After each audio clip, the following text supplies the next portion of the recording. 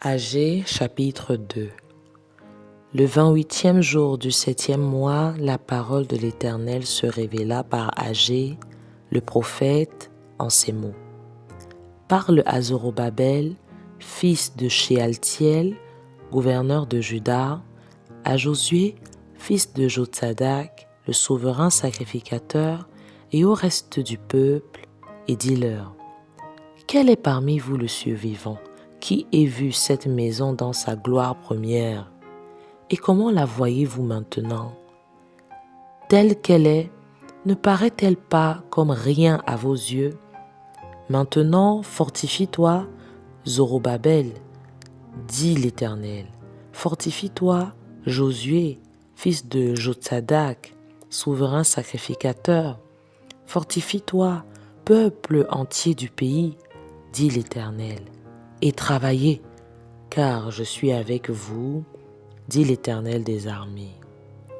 Je reste fidèle à l'alliance que j'ai faite avec vous, quand vous sortirez de l'Égypte, et mon esprit est au milieu de vous.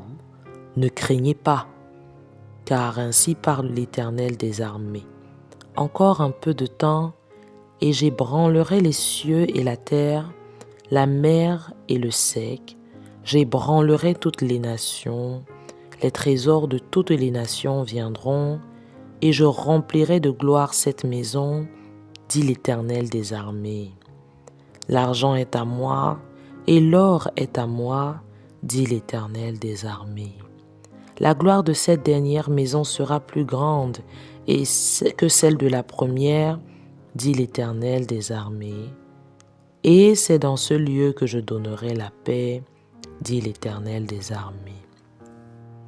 Le 24e jour du 9e mois, la seconde année de Darius, la parole de l'Éternel se révéla par Agée, le prophète, en ces mots. Ainsi parle l'Éternel des armées. Propose au sacrificateur cette question sur la loi.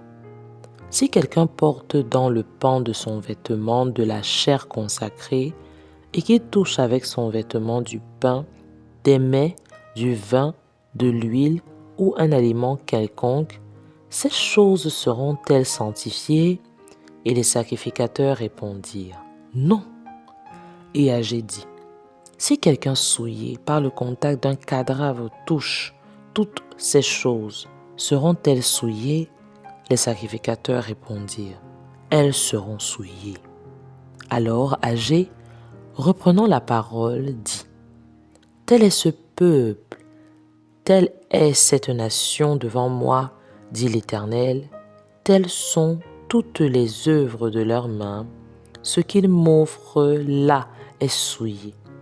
Considérez donc attentivement ce qui s'est passé jusqu'à ce jour, avant qu'on eût mis pierre sur pierre au temple de l'Éternel. Alors, quand on venait à un tas de 20 mesures, il n'y en avait que 10. Quand on venait à la cuve pour puiser 50 mesures, il n'y en avait que 20. Je vous ai frappé par la rouille et par la nielle et par la grêle. J'ai frappé tout le travail de vos mains. Malgré cela, vous n'êtes pas revenus à moi, dit l'Éternel. Considérez attentivement ce qui s'est passé jusqu'à ce jour, jusqu'au 24e jour du 9e mois, depuis le jour où le temple de l'Éternel a été fondé. Considérez-le attentivement. Y avait-il encore de la semence dans les greniers? Même la vigne, le figuier, le grenadier et l'olivier n'ont rien apporté. Mais dès ce jour, je répandrai ma bénédiction.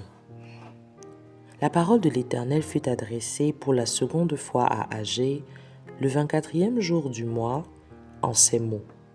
Parle à Zorobabel, gouverneur de Juda, et dit, j'ébranlerai les cieux et la terre, je renverserai le trône des royaumes, je détruirai la force des royaumes des nations, je renverserai les chars et ceux qui les montent, les chevaux et leurs cavaliers seront abattus, l'un par l'épée de l'autre.